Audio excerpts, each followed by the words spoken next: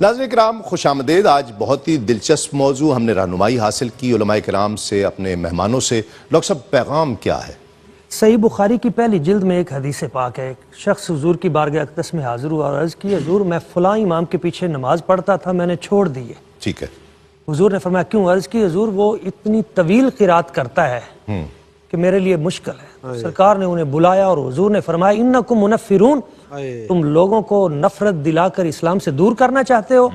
من صلی بالناس فلیخفف، جو لوگوں کو جماعت کروائے وہ نرمی کرے، اللہ مختصر کرے۔ اور حضرت انس فرماتے ہیں خود ذات رسالت مآب صلی اللہ علیہ وسلم جب بچوں کے رونے کی آواز سنتے تھے تو خواتین کے خیال کی وجہ سے پریشان نہ ہوں وہ آپ قرات میں تخفیف کر دیتے تھے۔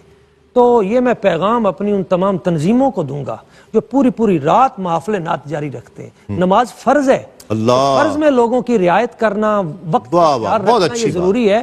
تو پھر جو مستحبات میں سے امور ہیں ان میں تو زیادہ خیال رکھنے کی ضرورت ہے۔ دوسرا، باوضو محافل میں شریک ہوں، اس کا دورانیہ مختصر ہو، ایک تلاوت ایک نعت اور اس کے ساتھ کلام جو ہے وہ بھی معیاری ہو، اور پھر اس کے بعد کسی نہ کسی عالم دین کو اس کا بیان اس پہ بہت ضروری ہے جو حضور کے شمائل پہ ہوں۔ اور اس وقت امت مسلمہ کی جو حالت ہے ان تمام عناصر کو سامنے مد نظر رکھتے ہوئے پھر سیرت رسول کریم صلی اللہ علیہ وسلم سے اس کا حل تلاش کیا جائے تاکہ محافل ثمر بار ہوں، ان کا کوئی نہ کوئی امت کو فائدہ ہو۔